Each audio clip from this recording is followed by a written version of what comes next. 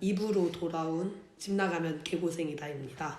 일단 그 다음 질문으로 넘어가기 앞서서 저희 코너를 하나 할 건데요. 코너 이름은 오늘 니샤는 무슨 노래를 들었나 입니다. 언제 그런 그런 코너가 코너 생겼나요?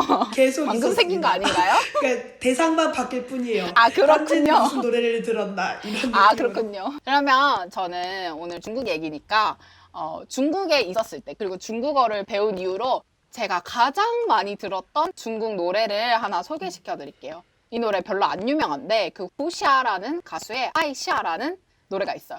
이거는 여름을 사랑한다라는 뜻인데 사실 후샤의 이름이 그러니까 후샤에서도 샤가 여름이라는 뜻이고 또 아이샤에서도 샤가 여름이라는 리샤. 뜻이고 또 제 이름 리샤에서도 아이샤 리샤 네. 샤샤샤네. 네, 그쵸.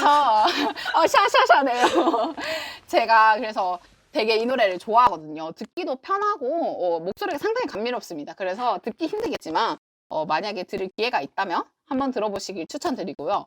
그리고 또 중국 노래만 하면 좀 그러니까 제가 평소에 많이 듣는 팝송을 하나 추천드리고 싶은데요. 요것도 근데 별로 안 유명한 것 같아요. 심지어 또 옛날 곡이라 가지고 요거 가수 이름은 매트워츠라고 읽는지 모르겠어요. 약간 뒷글자가 독일어같이 생긴 매트워츠의 노래 제목 자체가 5시 19분이에요. 519인데 목소리가 정말 감미롭고 제가 이런 목소리를 좀 좋아하나 봐요.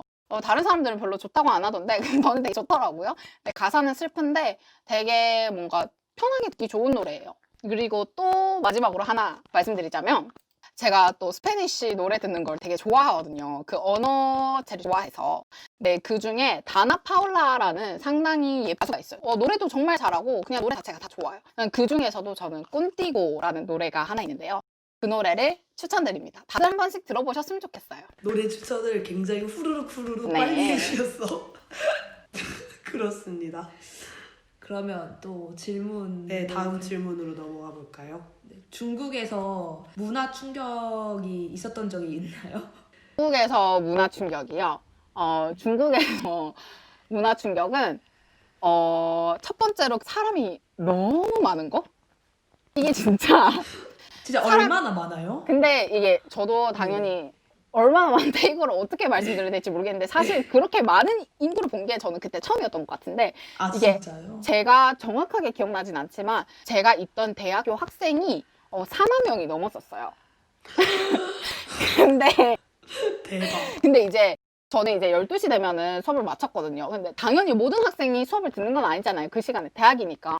근데 보통 12시 되면은 이제 점심시간이고 하니까 이제 많이 나오잖아요. 근데 진짜 저는 띠엔동을 타고 있었을 때 오토바이를 타고 있어서 조금 남들보다 빨랐지만 엄청 도로가 넓거든요. 그 학교 길이. 근데 거기가 진짜 사람으로 가득 차는? 진짜 가득 차가지고 그 띠엔동이 못 움직여요. 그 오토바이가 사람을 뚫고 지나갈 수가 없어요. 그래서 한 수업 마치기 5분 전에 무조건 띠엔동 타야 돼요. 시동 걸어가지고 바로 걸어야 돼요. 안 그러면은 나중에 사람들 진짜 많이 치이거든요. 그래서 실제로 저는 사람을 친 적도 있고요. 그리고 또 저는 치어본 적도 있어요. 당연히. 근데 그게 중국에서는 뭔가 되게 큰 일이 아니에요. 왜냐면 너무 많이 일이니까. 뭔가 대수롭지 않은 일이에요. 그리고 또 웃긴 게 당연히 버스 같은 게 오면은 학교 스쿨버스 있다고 그랬었잖아요. 그 셔틀버스는 15명인가 밖에 못 탄단 말이에요. 되게 그냥 작은 그러니까 그냥 우리가 생각하는 그런 버스가 아니라 되게 작은 버스가 그 전기 자동차거든요. 한 15명 정도 들어가는 버스인데 근데 그게 자주 다녀요. 이게 그냥 일반 큰 버스라기보다는 그냥 사람을 금방 채우고 또 왔다 갔다 금방 하는 정말 많거든요, 그 버스가. 근데 그거를 이제 점심시간 때 솔직히 걸어가기가 힘들어요. 우한이 얼마나 좋은데 또 심지어 그냥 걸으면 30분인데 사람들이 많아가지고 앞으로 걸어갈 수가 없어요. 그래서 사람 많을 때는 한 50분까지 걸리거든요. 그러니까 사람들이 못 견디는 거죠. 그래서 이제 그 버스를 무조건 타려고 하는데 버스가 아직 정차를 하지 않았거든요. 근데 어떻게든 타려고 학생들이 달려요. 그 달리는 버스를 달려서 따라가요. 와, 진짜 그런 경우가 진짜 많았어요. 그래서 저는 처음에 사실 띠엔동이 없었었거든요.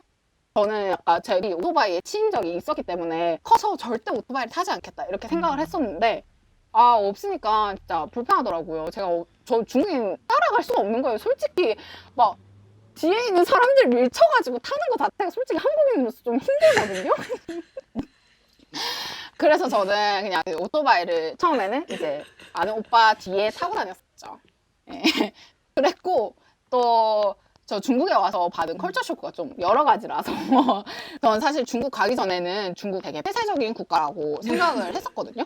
네, 맞잖아요. 근데 맞는데 또 모순적으로 그 중국 내에서는 중국 안에서는 정말 개방적이에요. 특히 패션 부분에서는 거의 런웨이 수준입니다. 진짜예요. 그 아까 제가 말씀드렸다시피 타오바오에 그 머리 달린 그런 가방 사탕 있잖아요. 그게 왜 있겠어요? 당연히 사는 사람이 있으니까 있는 거지. 그걸 저는 사고 옷장에 모셔뒀지만 그런 걸 실제로 하고 다니시는 분들도 정말 많고요. 그리고 또 패션이 좀 우한이 되게 있거든요. 그래서 나시를 입고 다니는 게 이해가 가요. 근데 패딩을 입고 다녀요. 또 그 같은 날에 저는 나시 패션이랑 패딩 패션도 같은 날에 볼 수가 있고요. 또 그 뭐라고 하죠? 그 코스프레 옷이라고 하나? 그 로리타 양복 혹시 아세요? 막 되게 막 이렇게 방 이런 옷인데 그 로리타 양복 그 제가 예쁘다고는 생각을 해요. 예쁘다고는 생각을 하는데 그 순정 만화에 나오는 그런 옷 있잖아요. 그거를 입고 대학교 수업을 들으시는 거예요. 진짜 저는 근데 이제 멋있다고 생각. 그리고 또 길거리에서는 뭐 이거는 뭐 또리를 시원하게 까신 그 아저씨분들이 있어요. 그냥 옷을 안 입고 계세요. 그냥 여름에 그냥. 근데 처음엔 되게 놀랐어요. 근데 뭐 이제는 그리고 좀 오래 있다 보니까 남들 입는 거에 정말 아무 신경도 안 쓰고 그런 게 좀 부럽기도 하고 좀 그래서 저는 그 중국에서는 좀 많이 느꼈어요. 실제로 막 저 한국에서는 제 노브라로 사실 잘 못 다니잖아요. 근데 중국에서는 그냥 노브라로도 많이 다닌 적 있었고 뭐 그냥 제가 입고 싶은 옷 많이 입었었던 것 같아요. 그리고 또 생활적인 부분에서는 그 신기하게 그 사람이 많아서 길이 막혀서 그런 건지 걸으면서 밥을 먹어요. 이게 특히 우한 사람이 그런 것 같은데 뭐 길에서 샌드위치 먹는 그런 수준이 아니라 정말 면 요리를 시켜가지고 면 요리를 먹으면서 아침 식사를 하거든요. 그것도 조금 처음에는 놀랬고 왜 길바닥에서 밥을 먹냐 싶고 또 아까 말씀드렸지만 그 뭐 우한이 정말 더운 도시인데 어떤 정도로 덥냐면 그 우한 사람들은 날씨 때문에 성격이 더럽다 뭐 이런 말이 있거든요. 그래서 중국 내에서 그 중국 내에서도 지역별로 이제 이런 선입견 같은 게 있잖아요. 근데 우한 사람들에 대한 선입견은 성격 더럽다, 욕 많이 한다, 뭐 그런 게 성급하다, 뭐 이런 게 우한 사람들에 대한 그 평판이에요. 근데 그런 우한 사람들도 식당에 가면 뜨거운 준다고 차가운 음료를 정말 안 좋아한다는 거. 그리고 또 차 마시는 걸 좋아하잖아요. 그건 정말 유명하잖아요. 또 약간 우리나라는 그 카페가 정말 많잖아요. 근데 중국은 그런 커피 전문점이 없어요. 그냥 정말 적어요. 대신 그 중국식 밀크티인 나이차라고 하는 나이차 집이 정말 많은데 거기도 커피를 팔긴 팔지만 그래도 커피라고 하면 원두를 갈아서 이제 머신을 이용해서 나오는 에스프레소를 이용을 해야 돼. 근데 거기 커피는 커피 분말을 다 줘요. 저는 그게 저는 그거를 커피라고 생각을 하지 않거든요. 그래서 그런 커피 전문점이 정말 적다는 거. 근데 또 그만큼 나이차집은 정말 많다는 거. 그것도 나름의 컬처 쇼크. 그리고 또 중국 얘기를 하면 빼놓을 수가 없는 위생관념이잖아요. 이거는 뭐 어떻게 국가를 비하하려는 그런 의도는 아니지만 진짜 정말 미안한데 이건 정말 미안하지만 또 객관적으로 더러워요. 진짜 더러워요. 길가에 쓰레기가 너무 많아요. 근데 쓰레기통이 있긴 있거든요. 심지어 쓰레기통이 한국에서 볼 수 있는 사이즈가 아니라 정말 커요. 사람 한 명이 들어가는 어린애를 만약에 이렇게 펴가지고 그러면 안 되지만 그냥 크기를 위해서 이제 그냥 비유를 하자면 어린애들을 한 6명 넣을 수 있을걸요? 정말 커요. 정말 커요. 사람이 이렇게 끌고 가는데 사람만 해요. 진짜. 근데 그런 쓰레기통을 막 4-5개 붙여놔요. 근데 거기도 당연히 쓰레기를 사람들이 버리죠. 쓰레기통인데. 근데 거기 버려도 될 쓰레기를 길바닥에 버려요. 그냥 사람들이 길바닥에 버리는 게 문제가 있다고 생각하지 않아요. 그냥 당연히 그냥 만약에 꼬지를 다 먹었다. 그럼 꼬지를 이제 쓰레기통에 넣는 게 아니라 꼬지를 그냥 길바닥에 버리는 게 당연한 거예요.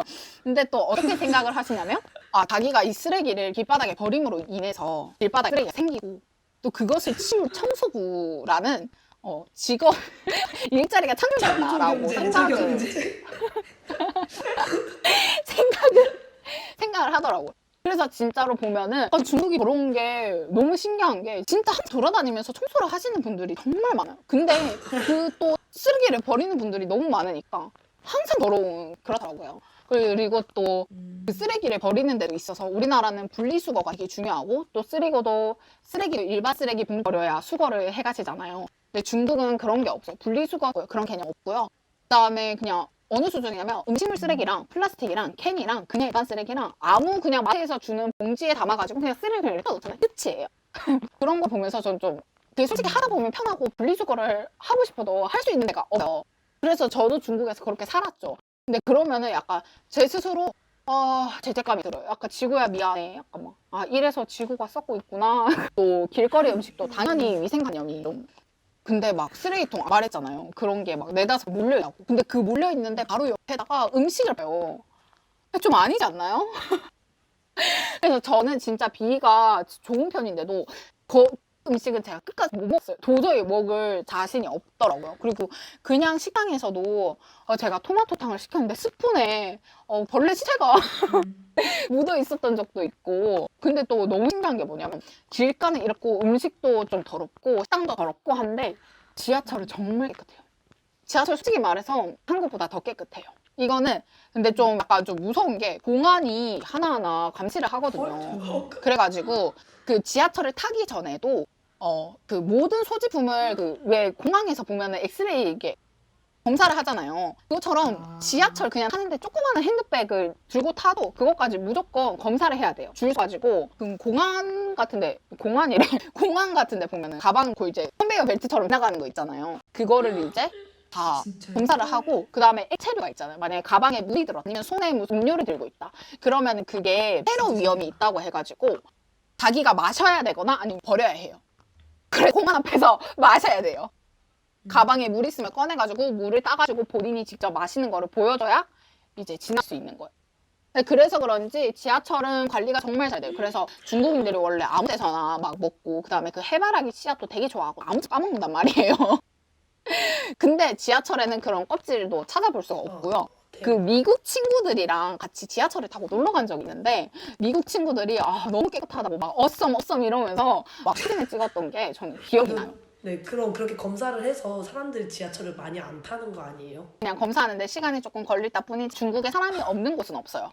그 중국에 지하철은 뭐 당연히 모든 정거장 문이 열렸다 닫혔다 하잖아요. 그래서 중국에서 처음으로 버스를 타볼 때 트를 하면서 버스를 타는 것도 너무 신기했지만 버스에 벨이 없는 거예요. 아니 벨이 없으면 내 내려야 되는데 어떻게 알아서 기사님이 세우지 이렇게 생각을 했는데 타보고 알아. 중국은 벨이 필요가 없어요. 왜냐면 모든 정거장에서 타고 모든 정거장에서 내리는 거예요. 그래서 버스를 탔는데 벨이 없었지만 한 5분 있다가 이유를 알겠더라고요. 진짜 근데 그 스케일이 진짜 상상이 안 돼요. 저는 지금까지 이야기 들으면서 그쵸. 사실 그 쓰레기통 크기는 상상이 안 돼요. 쓰레기통 왜 한국에도 그런 거 있을걸요? 되게 커요 그냥. 그리고 이렇게 네모난데 되게 긴 그러면 이제 좀 대학 이야기로 넘어가 볼까요? 다음 질문은 중국 대학에서 어떤 걸 공부했나요? 저는 어학원생이었기 때문에 특별히 전공 수업은 안 들었었어요. 처음으로 교환학생을 갔었을 때는 전공 수업을 신청을 할 수 있었지만 제 그때는 아까 말씀드렸다시피 니하오 겨우 하는 수준이었기 때문에 전공 수업을 들을 어떻게 처지가 안 됐어요. 그래서 그때는 듣지를 못했고 이후로는 제가 개인적으로 어학원에 등록을 해서 다녔던 거기 때문에 전공 수업보다는 이제 진짜 언어 수업만 들었었는데요. 그냥 흔하게 말하기, 듣기, 쓰기, 뭐 문법 이런 거 배웠었고 그다음에 또 방과후 수업을 신청을 했었어요. 저희 학교가 민족학교라 가지고 뭔가 또 민족적인 그런 활동을 되게 좀 중요시하는 그런 학교였었거든요. 그래서 특권 그것도 들은 적이 있었고 그리고 도예도 들은 적이 있고요. 그다음에 서예도 들은 적이 있어요. 우와. 그리고 나머지 수업도 많았었는데 제가 그거는 신청을 따로 안 해줘가지고 기억이 안 나네요. 가끔씩 방과후 수업 듣고 뭐 학교에서 맨날 언어 수업 방과후 수업이 동아리 같은 개념인가요? 아니면 진짜 수업 같은 그냥 개념? 동아리는 또 따로 그냥 자기가 원하면 가입을 할 수가 있어요. 그래가지고 동아리 이제 모집하는 기간에 신청을 하면 동아리 활동을 할 수가 있고 그 다음에 방과후는 선생님을 초청을 해와서 수업을 하는 거예요. 뭐 1시간, 2시간 동안 태극권 하고 막 도예하고 저는 근데 도예가 너무 웃긴 게 저는 좀 막 그 사람과 영혼 막 그런 물레 흘리는 거 있잖아요. 그거 생각하고 갔는데 아니 무슨 돌덩이를 주는 거예요. 돌덩이를 주고 거기다가 물을 붓더니 반죽을 하라고 하는 거예요. 반죽을 하는데 진짜 반죽이 너무 힘들어요. 그래서 2시간 동안 반죽을 근데 진짜 돌덩어리 같은 게 막 엄청 말랑해지더라고요. 2시간 동안 반죽 겨우 했더니 다음 시간에 만나자고 하는 거예요. 다시 그 굳어 있는 거 그러니까 아니에요? 너무 그 반죽? 걱정했죠. 그런데 안에 막 비닐이랑 하니까 그 전에 돌보다는 훨씬 부드러웠고 몇 번 주물럭하면 됐었죠. 진짜 신기하다. 재밌었어요. 그러면 중국에서 기숙사에서 사는 네, 거죠? 저는 제가 연고도 없는 곳에서 자취방을 구하는 건 조금 무리가 있다고 생각했고, 또 기숙사 시설도 괜찮은 편이었고, 그 민족학교 자체가 유학생들에게 상당히 관대했기 때문에 저는 기숙사에서 생활을 했습니다. 그러면 가자마자 기숙사에서 사신 거예요? 아니면 다른 막 하숙집에서? 저는 가자마자 기숙사에서 살았어요. 한 달에 얼마 정도? 저는 한 학기를 냈어가지고 한 달은 모르겠는데 근데 좀 이게 웃긴 게요. 이게 중국인들한테 받는 기숙고 한국인한테 받는 기숙사비가 다르고 또 다른 나라 친구들한테 받는 기숙사비가 다르더라고요. 뭐야 이게? 근데 이게 중국 학생들은 정말 싼값에 있어요. 근데 그만큼 또 기숙사가 안 좋더라고요. 뭐지 뭐 11시인가? 넘으면은 무조건 전기를 끊는데요. 좀 에바지 네? 않아요? 그래서 휴대폰 충전 어떻게 그래 해요? 휴대폰 충전 미리 해놔야 돼요. 그래서 걔네 필수품이 항상 그 뭐지 그 이동식 네 그쵸 보조 배터리. 보조 배터리 그거를 항상 충전을 해놓고 그 제가 맞은편에 중국 기숙사가 있거든요. 진짜 11시 되면은 불이 갑자기 꺼져요. 그쵸. 그래서 유학생 걔네 기숙사도 보고 부러웠겠다. 너무 좋다 막 이러는데 근데 확실히 저희 한 달에 내는 돈이 걔네 1년에 내는 돈이었나? 거의 꿀짝급이에요. 치게 해줬어요. 왜냐면 중국은 그 땅이 커가지고 헐. 우리나라처럼 약간 자취를 하거나 통학을 할 수 있는 수준이 아니에요. 그렇잖아요. 자기 베이징에 사는데 우한에 왔다. 그러면 기차 타고 10시간 정도 가야 되는데 어떻게 통학을 해요? 그러니까 이제 기숙사 같은 거의 입학하는 학생들은 기숙사에 들어온다고 생각을 하는 것 같아요. 그래서 기숙사가 엄청 많아요. 무슨 아파트 단지 같아요. 기숙사가 엄청 많고 또 근데 엄청 싸요. 근데 대신 엄청 안 좋아요. 진짜 엘리베이터도 9층이거든요. 막 10층 넘는데도 엘리베이터가 없고 그래 불쌍하죠. 그리고 막 당연히 11시 되면은 뭐 소등을 해야 되고 뭐 또 뭐 제한이 많더라고요. 제가 뭐 그쪽에 들어가 본 적이 없어가지고 우리 유학생 기숙사는 전기 정말 빵빵하게 들어오고 그래서 에어컨 하루 종일 틀어놔도 상관없고 당연히 방마다 화장실 딸려 있고 또 엘리베이터도 당연히 있고요. 그냥 전기도 그렇고 안에 밑에는 특별히 구할 수 있는 것도 있고요. 그 다음에 헬스장도 있었고 또 자실도 있었고 되게 많은 지원을 해줬었던 그 중국 대학에서 방과후 수업 같은 거 있다 그랬잖아요. 자 근데 베트남에서는 필수 수업 중에 무조건 운동 수업을 해야 되는 게 있대요.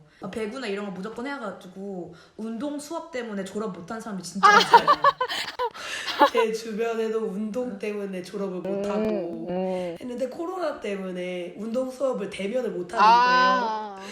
그래서 회사 언니였는데 회사 언니가 카라테 수업이었는데 카라테를 온라인 수업으로 하는 거예요. 그게 진짜 웃긴 게 뭐냐면 그 단체방에다가 자기가 뭘 연습했는지 이렇게 다 찍어서 올려야 돼요.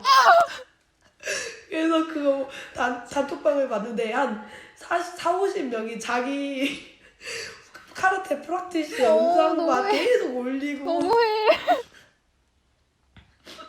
맞아요. 갑자기 근데 그게 생각나네요. 중국 친구들도 보니까 한국은 약 이론 위주의 수업을 좀 중요하게 생각을 하잖아요. 물론 당연히 교양에서 체육 과목이 있기도 하지만 근데 중국 뭐 다른 학교는 안 그럴 수도 있는데 제가 있던 학교는 정말 생활체육을 엄청나게 중요하게 생각을 하는 학교였어가지고 그 운동 과목이 진짜 몇 과목씩 필수 있더라고요. 그래가지고 그래서 막 테니스장에서 막 되게 열심히 운동하는 사람들이 있어요. 저는 그래가지고 진짜 테니스까지 저렇게 하구나 이랬더니 이제 옆에 있던 중국인 친구가 저거 필수 수업이라서 영어 연습하는 거라고 막 또 너무 웃긴 게 또 우한이 약간 저주받은 땅인 것 같은 게 그 한창 그 미세먼지 엄청 심했을 때 있었잖아요. 근데 그때 우한이 진짜 전 세계에서 1위 할 때도 있었고 항상 맨날 전 세계에 탑5였어요.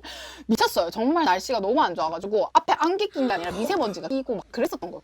저 너무 심해가지고 중국 쓸 때 이제 방학 끝나고 중국 갔는데 미세먼지 너무 심해가지고 온몸에 두드러기 나고 막 그랬었던 적이 있었거든요.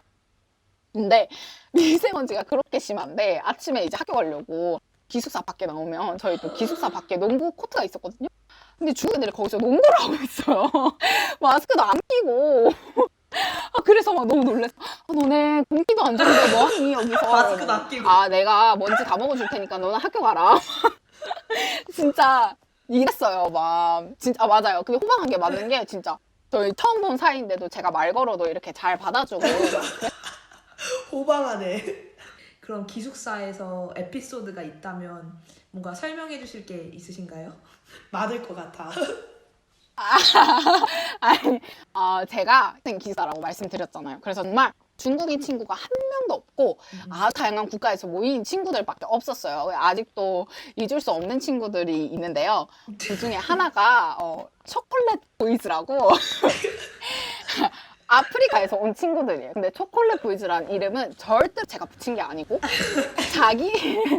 자기네들끼리 부르는 그 초콜릿 보이즈라고 자기들끼리 부르는데 그 초콜릿 보이즈 중에서 그 리더급 되는 친구가 저를 오해해가지고 유학생 그 기숙사 단톡방에 저를 저격을 한 거예요. 저는 몰랐는데 그 친구가 제 아랫방이더라고요. 막 방에서 럭비를 하냐, 뭐 시끄러워서 살 수가 없다, 막 이런 말을 단톡에다가 올린 거예요. 그때 제가 톡을 못 봤어요. 그래가지고 당연히 제가 바로 맞받아치지 못했죠. 근데 또 그 사이에 그 흑인 커뮤니티 정말 끈끈합니다. 아시죠? 그래서 그 초콜릿 보이즈들이 진짜 굉장히 단합이 잘 돼가지고 자기네들끼리 또 리더의 말에 맞장구 치면서 막 저를 뭐 불링하는 수준으로 자기도 막 럭비 할 수 있다 끼워달라 막 뭐 이런 식으로 톡을 한 거예요. 근데 제가 그걸 좀 늦게 봤는데 당연히 화가 나잖아요. 그래서 해명을 했죠. 그거 일단 나 아니다. 우리 룸메랑 방금까지 자고 있었고 아침에는 항상 수업 들으러 학교를 간다. 나 럭비를 평생 해본 적이 없다. 다른 방인 것 같은데 확인을 좀 하고 올리던가 아니면은 1대1로 말하라고 방으로 찾아오라고 이렇게 지금 단톡방에서 사람 하나 바보 만들어 놓고 재밌냐고 막 사과를 해야 되지 않겠어? 막 이런 식으로 조금 그것보다 더 세게 당연히 말했어요. 그랬더니 결국 사과를 하는데 그 친구가 저한테 친구 추가를 걸더라고요. 저한테 사과를 하는데 그래서 제가 내가 단톡방에다가 횡포를 부렸으니 단톡방에다가 해명을 해라 이랬더니 자기 남자라서 자존심 상한다고 단톡에는 올리기 싫다는 거예요. 그래서 제가 빡치잖아요. 내가 올렸어요. 얘 나한테 사과했다. 이렇게 너무 짜증나가지고 그냥 자존심 상했을 거예요. 근데 너무 웃긴 거는 그 초콜릿 보이즈들이 솔직히 더 시끄럽거든요. 걔네 그 약 아프리카에서 어떻게 그걸 들고 왔는지 모르겠어요. 그 젬베랑 그 전통 악기들 있잖아요. 이거 싫어해. 진짜 싫어하이면 젬베 같은 거를 막 들고 와가지고 막 자기네들끼리 치고요. 그 또 리더 걔는 색소폰도 솔직히 못 불거든요. 제가 관현악단이었어가지고 알아요. 근데 걔가 색소폰을 진짜 치겠어요. 근데 또 너무 어이없는 건 그렇게 약간 싸우고 나서 그 초콜릿 보이즈 중에 리더 열친이자 가장 장신인 친구가 있어요. 갑자기 저한테 호감이 생긴 거예요. 나 진짜 이게 진정한 의미의 불링이었어요. 그래서 막 진짜 저한테 엄청 집착하고 막 자꾸 톡 걸고 막 자꾸 자기 혼자 막 사귀는 것처럼 우리 무슨 사이냐부터 시작해서 저를 너무 힘들게 했던 그 초콜릿 보이즈들이 기억이 나네요. 솔직히 그 초콜릿 보이즈들이 저를 정말 힘들게 했던 친구들 중에 하나입니다. 역사가 있는 친구들이. 맞아요. 저는 실시간으로 그거 다 들었어요. 제가 2명밖에 얘기를 안 했잖아요. 그 초콜릿 보이즈들이 많거든요. 한 8명 되거든요. 죽겠어요, 진짜. 그래서 그 다음 달에 무슨 일이 있을까 기대하게 돼. 중독이야, 중독. 그랬었죠. 네, 그랬어. 다국적 친구들이 많았다고 하셨잖아요. 네, 그렇죠. 그 친구들이랑 어떻게 사귀게 됐는지 이런 게 말해줄 수 있으신가요? 네. 그러면은 제가 중국 친구들이랑 다국적 친구들이랑 사귄 경로를 나눠서 설명을 드릴게요. 중국 친구들은 소개받은 친구들도 있고요. 그다음에 언어 교환 어플에서 거리별로 이렇게 나열을 해가지고 가까운 친구들은 실제로 만나면서 밥 먹고 그런 식으로 소통을 했었고 또 아까 말씀드렸다시피 이제 아무한테나 말 걸었다고 그랬잖아요. 그래서 학교에서 이제 눈 마주치다가 인사하면은 이랬었고 또 중국에 갓 도착했을 때는 제가 정말 누가 봐도 한국인 그냥 지나가면은 한국말을 안 해도 너 한국에서 왔니? 이랬던 사람들이 많아요.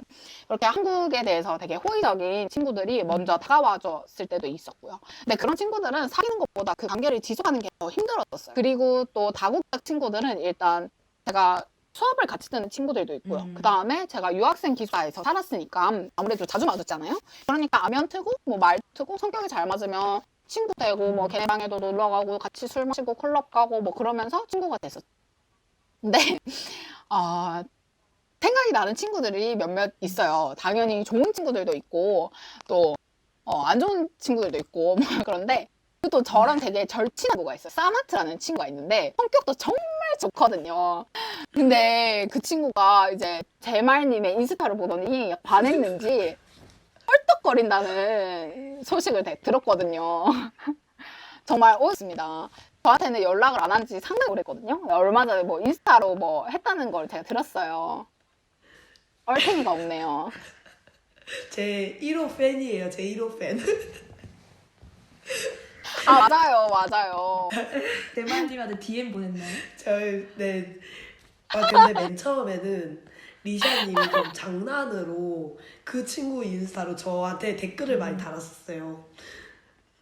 저는 근데 모르는 사람은 절대 팔로우 안 받거든요.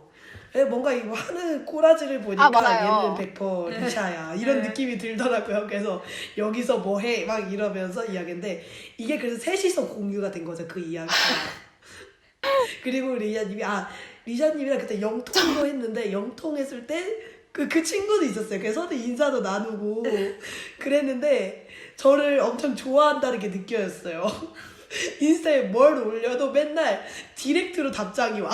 진짜? 내가 그냥 나 혼자 퍼블릭으로 올린 건데 답장이 와. 미친 거 아니야? 그래서 막 생일 때는 저랑 연락이 끊긴 생일 지 몇 달 축하한다 됐어요. 막 이러고 막 해피 뉴 이어 막 메리 크리스마스 막 이러고 여긴 어디냐 오늘도 예쁘다 막 이런 이야기 잘 지내냐 막 이런 거. 어이가 없다. 그 친구 말이 잘 통해서 좋아했는데 결국 제만님에게 갔네요. 소중한 팬입니다. 네, 뭐 아무튼 그 친구는 되게 저한테 좋은 기억이었던 친구고요. 근데 반대로 낄 수 없는 친구가 하나 있거든요. 근데 제가 중국 처음 갔을 때 언어를 너무 못해서 제가 그 언어 테스트 용지를 100지를 냈어요. 제가 진짜 무슨 반항의 의미가 아니라 정말 아는 게 없었어요. 그래서 100지를 내고 가장 아랫반에 있었는데 아시죠? 가장 아랫반에 있는 애들은 찌는 저랑 같은 수준의 친구들이 있는 거예요. 그러니까 진짜 오합지졸이에요. 중국어 못하는데 막 약간 의지만 넘쳐가지고 약간 시끄럽고 막 그런 애들이었는데 그 중에 중동 친구들이 많았어요. 근데 또 거기서도 이란 친구들이 있었는데 약간 저는 몰랐는데 이란 사람들의 성격 자체가 말하는 걸 되게 좋아하고 막 이렇게 좀 시끄러운 분위기를 좋아하더라고요. 근데 그 중에서도 한 친구가 기억이 나는데 이름도 기억이 나거든요. 어차피 이 친구 그냥 뭐 본명 밝힐게요. 어차피 아무도 찾아낼 수가 없으니까. 팟캐스트 어떻게 듣겠어요? 그러니까요. 시나라는 친구가 있는데요. 이름이 시나예요. 시나 카라미 시나인데 그 시나가 머리가 상당히 길어요. 근데 또 시나는 남자거든요. 네, 그리고 시나의 직업은 락스타예요. 맨날 그 가죽 자켓에 스키니에 머리 이렇게 길게 해가지고 다니던 아이였는데 아무튼 무튼 우한이 정도시라고 제가 몇 번이고 말씀드렸잖아요. 근데 그 친구가 머리가 긴데도 불구하고 잘 안 감는 거예요. 근데 뭐 인종차별 하려는 게 아니라 그냥 인종별로 체취가 강한 인종이 있잖아요. 근데 이제 또 중동 쪽이 또 좀 약간 그런 게 체취가 좀 심하잖아요. 근데 잘 안 씻었어요. 그래서 그 친구만 들어오면 제가 냄새 그런 거에 막 엄청 민감하지 않는데 그 친구의 그 체취가 좀 솔솔솔 튕겨오는 거예요. 제가 그걸로 어떻게 안 좋은 이미지는 생겼지만 야 너 냄새 난다 좀 씻고 다녀 이럴 수는 없잖아요. 사람인데 그냥 말도 안 걸고 싶은데 또 하필 그 친구가 제 뒷자리에 있고 또 장난기가 엄청나요 진짜. 그래서 장난을 엄청 치는 거예요. 맨날 뒤에서 찌르고 말 걸고 진짜 말도 안 통하는데 막 죽으나 말 해요. 그래서 내가 아버스라고 하면은 이건 아랍어가 아니라 페르시안어라면서 막 저를 가르치려고 들어요. 근데 저는 그게 되게 좀 받아들이기가 힘들었어요. 그래서 너무 심하니까 하루는 막 화를 냈어요. 너 이제 내한테 말 걸 거면은 이제 한국어 배워와 한국어로 말 걸라고. 당연히 중국어 그랬죠. 한국말 하라고 이랬는데 다음날 제가 그냥 수업을 들으면서 열심히 그 친구를 외면을 하고 이제 나가려는데 어디가? 이러는 거예요. 저 진짜 그때 약간 저 약간 그때 눈물 맺혔어요. 제가 너무 싫어서. 근데 진짜 너무 싫었었는데 제가 그런 그 친구를 되게 싫어했었는데 갑자기 그 친구가 사라진 거예요. 근데 저는 그냥 신경을 안 쓰고 있었어요.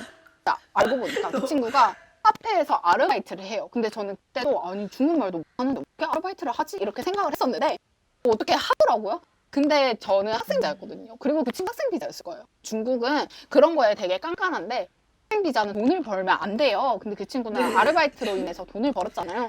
그래서 그게 공안한테 들킨 거예요. 그래서 추방당한 거예요. 갑자기 사라졌던 이유가 추방당한 거예요. 근데 진짜 웃긴 거는 다시 돌아왔어요, 중국에. 그 친구가 진짜 대단한 친구예요. 그 친구 다시 돌아와가지고 이번에는 비자를 제대로 받아왔나 봐요. 그래서 꽝꾸에 그 우한의 중심지가 있거든요. 꽝꾸 광장이 있는데 와칸다 카페라고 있어요. 그 와칸다 카페에서 바리스타로 일을 하고 있어요. 근데 그 코로나 이후로 우한이 봉쇄령까지 내리고 상황이 굉장히 안 좋아졌었잖아요. 그래서 제 외국인 친구들도 다 거의 다 자국으로 돌아가는 그랬거든요. 그 정도였는데 아니 이 이란 이 시나는 돌아가지 않고 자기 중국인이라면서 중국 우한을 떠날 수 없다 막 이러면서 이제 카페에서 필히 말해서 무료로 봉사 나눔을 한 거예요. 나눔 봉사를 한 거예요. 이건 진짜 대단한데 결국 너 이란 사람이잖아. 근데 막 자기 중국인이라면서 나 우한에 떠날 수 없다 막 이렇게 아름다운 나라를 두고 갈 수 없다 막 이렇게 했는데 이제 이게 중국인들의 그 중화 사상을 진짜 숨기는 중국인에게 아주 진짜 저격을 한 거죠. 그래가지고 그 중국 CCTV 있잖아요. 공영방송 거기서 뉴스도 타고요. 시나가 뉴스도 타고 인터뷰도 하고 막 그래서 진짜 자기 인사 가면 시나라는 친구 인사 가면은 이 기사랑 막 자기 신문 뭐 인터넷 기사 난 거 그런 거 동영상으로 편집해가지고 자기가 직접 올리더라고요. 그 해가지고 또 갑자기 인스타 팔로워가 막 7천 명 정도 늘었어요. 진짜 인기가 많아지잖아요. 자기 노래 홍보도 엄청 열심히 하더라고요. 그 제가 지금 이렇게 짤 수 있는 방법이 없거든요. 그 노래를. 근데 그래서 제가 너무 아쉬워가지고 링크를 보내드릴게요. 그래서 제 생각에 이거 안 될 것 같아요. 이거 링크가 안 보내진다. 보내진다. 이거 저작권에 안 걸릴 것 같거든요. 이거 약간 너무 안 유명한 노래라서. 그래서 혹시 편집을 하다가 이 노래를 삽입하는 게 가능하다면 한번 삽입해주세요. 사람들이 약간 이입을 할 수 있게. 네. 알겠습니다. 이걸로 저 시나 카니 그쵸 이렇게 저의 에피소드는 끝이 나겠습니다.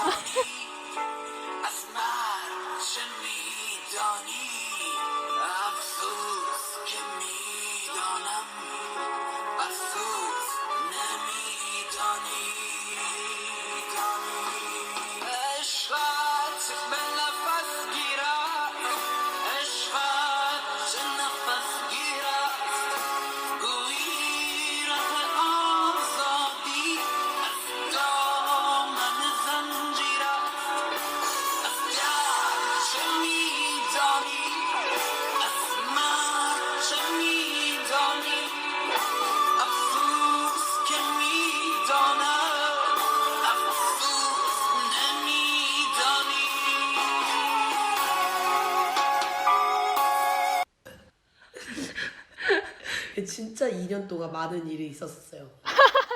중국에서 막 인스타 이런 거 막 네이버나 이런 거 안 된다고 네. 하죠. 유튜브나. VPN을 그러면 따로 우회해서 그쵸. 다 하신 건가요? 카카오톡 제대로도 안 됐었어요.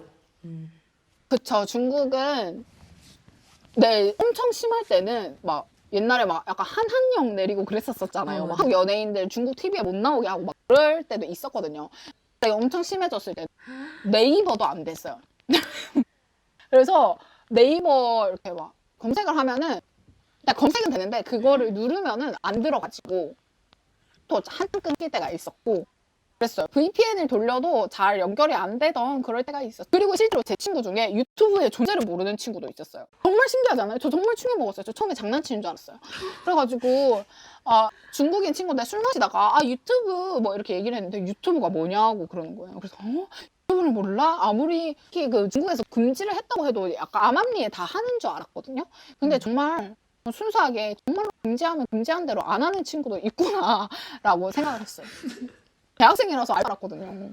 카카오톡 안 될 때는 저희가 그때 페이스북, 인스타그램, 카카오톡 이렇게 해서 셋을 돌려가면서 카톡했어요. 계속. 맞아요. 카톡하다 안 되면 인스타 너 안 되냐? 이러면 나 안 돼 이러고 또 안 되면 페이스북 넘기고. 그리고 또 우리 그때 아이메시지 저 그때 애플 써가지고 아이메시지도 맞아, 많이 맞아, 맞아. 썼고 그런 부서는 정말 폐쇄적이에요. 근데 또 너무 신기한 게 그 모든 버전의 플랫폼이 중국에 있어요.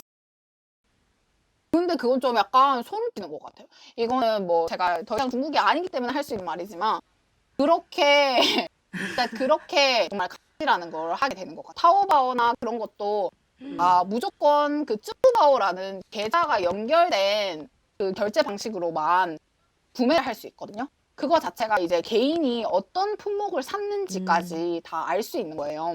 그리고 실제로 뭐 제가 뭐 알리페이 뭐 휴대폰을 바꿔가지고 비밀번호를 까먹어. 그러면 이게 타오바오에서 구매한 목록으로 이제 선택해서 나임을 증명할 수 있는데 뭐 엄한 거 안 샀으니 다행이지. 뭐 엄한 거 샀으면은 진짜 소름 끼칠 뻔했습니다. 그럼 꽁안들이 막 감시하는 게 느껴지기도 해요? 길거리 이런 데 다니면? 특히 우한은 공안이 진짜 많았었어요. 제 친구가 베이징에서 놀러 온 적이 있었거든요. 근데 저는 원래 우한에 있었으니까 공안이 정말 많거든요. 학교 안에도 있고 당연히 학교 바깥에는 더 많고 은행에는 가끔씩 총든 공안도 있거든요. 진짜 무서워요. 진짜 그래서 설치면 안 돼요. 그래서 막 저는 그냥 원래 공안이 그렇게 많은 되게 통제를 엄청 심하게 하는 국가라고 생각을 했는데 베이징에 있던 친구가 우한에 놀러 와서 여기는 CCTV도 많은데 공안도 진짜 많다 이렇게 얘기를 하더라고요. 근데 보니까는 그때 그 연도에 그 세계 군사 대회라고 그 세계적으로 열리는 어떤 대회가 있었는데 그게 우한에서 열렸었어요. 그래가지고 그것 때문에 아무래도 좀 보안이랑 그런 게 더 삼엄해지지 않았나 싶습니다. 근데 그러면 이제 좀 주제를 벗어나서 혹시 중국의 밥 문화를 소개시켜 줄 수 있나요?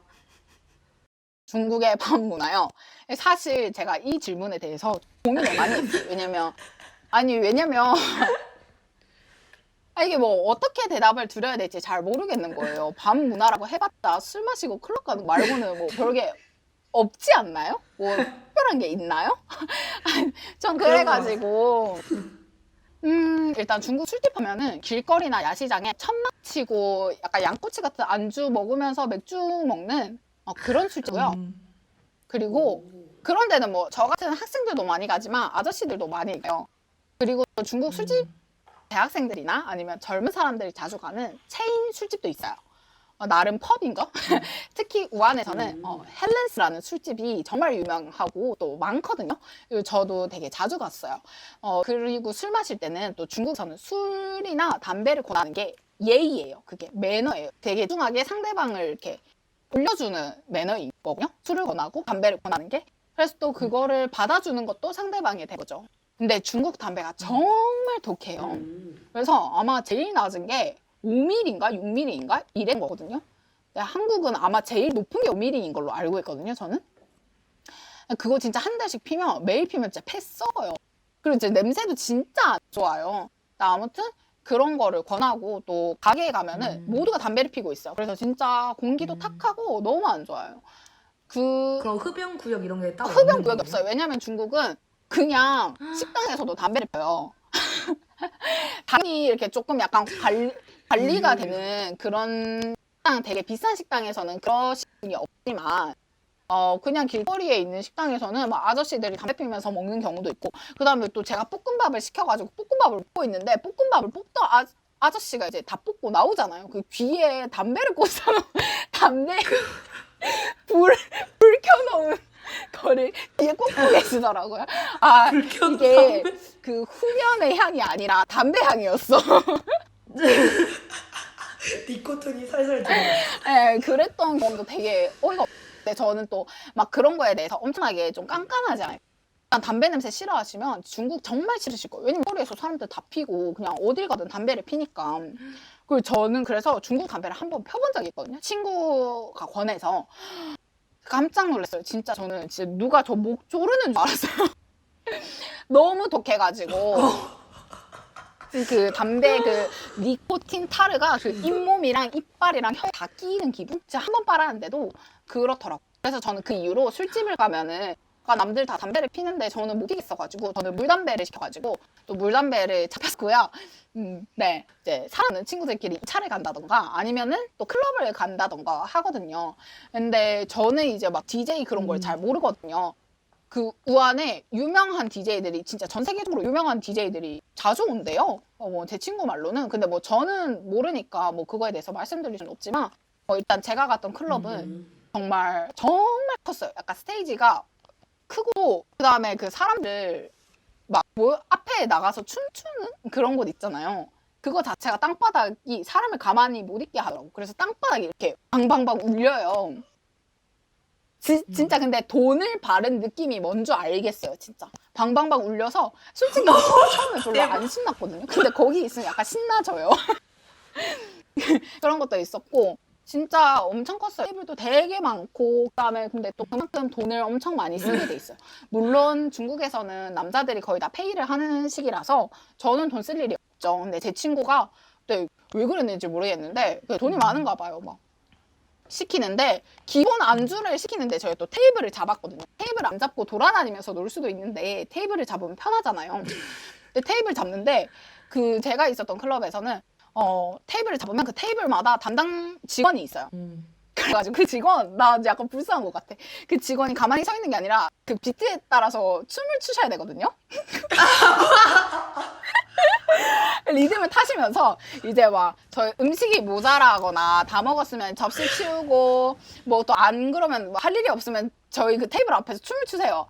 또 이게 맥주를 한 박스씩 막 시켜서 먹었었거든요. 한 병씩 시키는 게 아니라 박스 갖다 놓고 이렇게 시키는데 맥주 그거 따는 것도 직원분들이 해주시고 그 다음에 컵 비면은 그것도 직원들이 다 따라주시고 약간 그런 식으로 신경을 써주시더라고요. 진짜 돈을 내는 만큼 해주는 것 같다? 뭐 이런 느낌이었어요. 살짝 하이디라오에서도 맞아요. 춤추시잖아요. 테이블 앞에서. 이게 하이디라오는 또 그 중국 다른 나라는 어떤지 모르겠는데 하이디라오가 조금 유명한 체인이다 보니까 비싸기도 하지만 사람이 많거든요.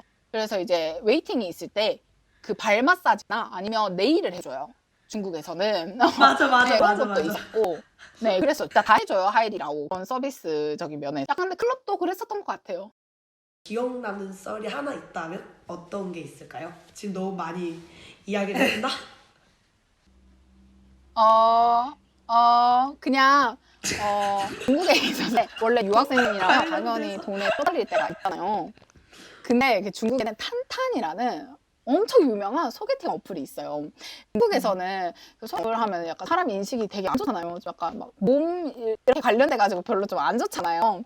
근데 이게 중국은 이런 어플을 실제로 되게 영향력 있는 방송에서 대놓고 PPL을 하고 뭐 어떻게 사용하는지까지 PPL을 하고 또 그냥 되게 대중적이에요. 거의 대학생들 한 번씩은 해본 적이 있고 실제로 하는 사람도 상당히 많은 그런 어플이라서 저도 궁금해서 한번 해봤거든요. 근데 이제 그냥 돈이 없을 때 배가 고프면 어플을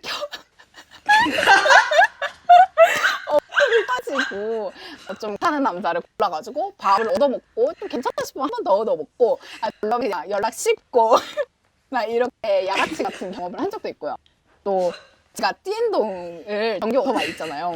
그거를 제가 선물을 받은 적이 있어요. 그게 제가 생일 선물로 정말 친한 오빠한테 띠엔동을 받은 건데 그게 상당히 편하고 활용도가 높거든요. 근데 제가 이제 방학 때마다 한국에 들어갔다고 말을 드렸잖아요. 제가 첫 방학을 지내고 중국에 돌아갔더니 띠엔동을 제가 원래 주차해 놓은 곳이 있었는데 다른 곳으로 옮겨진 거예요. 그래서 저는 그게 기숙사 사감쌤이 기숙사가 좁아서 밖으로 빼놨나 보다 이렇게 생각을 했는데 제 키가 안 들어가는 거예요. 제 띠엔동 키가. 그러니까 누군가가 제 띠엔동을 박스를 바꾸고 자기가 방학 동안 쓴 거예요. 그거를. 이거 누군지 모르겠는데 사실 약간 좀 마음속으로 약간 물증은 없지만 심증으로 약간 초콜릿 보이즈 의심하고 있거든요.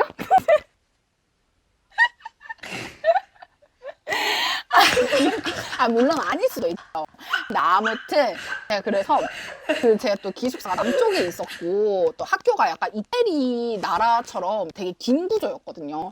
그래가지고 기숙사가 유학생 기숙사는 남쪽에 있고 그 띠엔동 수리하는 북쪽에 있었거든요. 그래서 제가 그 무거운 띠엔동을 또 심지어 배터리 충전을 만땅으로 해놓은 거예요. 그래가지고 전 키가 안 돌아가니까 그게 경보 알람이 울린단 말이에요. 근데 제 진짜 집념으로 그거 끌고 1시간 넘게 끌고 가가지고 막 삐용삐용 울리는데 맞아요. 계속 그때 막 삐용삐용거리는 수업하는 사람들도 엄청 많았을 거예요. 근데 어쩔 수 없잖아요. 막 그래가지고 제가 그 울리는 띠엔동을 1시간 넘게 끌고 가는데 웃긴 건 제가 공간이 많다 그랬잖아요. 공간이 제가 띠엔동 훔쳐가는 줄 알고 온 거예요. 그러니까 누가 대낮에 그렇게 그래가지고 훔쳐가냐고. 이제 제가 막 설명을 했죠. 막 이거 내 띠엔동인데 방학 때 한국 갔다 왔더니 막 키가 안 들어간다. 누가 키를 이렇게 막 바꾼 것 같다. 막 이렇게 얘기를 했는데 동안이 솔직히 믿어봤자 얼마나 믿겠어요. 외국인이 하는 말이고 말도 제대로 못하는데 자꾸 지 거라고 하니까 결국 저의 신분증이랑 사진을 이렇게 찍어 가시더라고요. 그렇게 하고 저는 이제 그래도 의지를 가지고 끝까지 찍어 가지고 회를 결국 했어요. 회를 하고 잘 타고 다녔어요. 그리고 제가 이제 결국에 마지막으로 한국에 오기 전에 그 띠엔동을 저한테 정말 잘해줬던 중국인 친구가 있어요. 그 친구한테 고마워가지고 제가 그걸 선물로 주려고 했는데 아니 밥 먹고 나온 사이에 사라진 거예요. 그러니까 훔쳐간 거예요. 제가 그날 너무 어이가 없어서 학교를 4시간을 진짜 걸어다니면서 수색 기숙사 밑이랑 온갖 데를 다 걸어다니면서 진짜 새벽에 그때 저 대말님한테 막 연락했었거든요. 새벽에 이제 걸어서 운동장 거기 다 들어간다느니 뭐라느니 막 이러면서 맞아. 그래가지고 제가 진짜 그 이후로 거의 마지막 한 달 동안 뚜벅이를 다녔거든요. 근데 이제 웃긴 게 제가 한국 돌아오기 전에 3일 전에 약간 기념품을 사러 이제 영국 있는 쪽으로 걸어가고 있었는데 띠운동이 있는 거예요.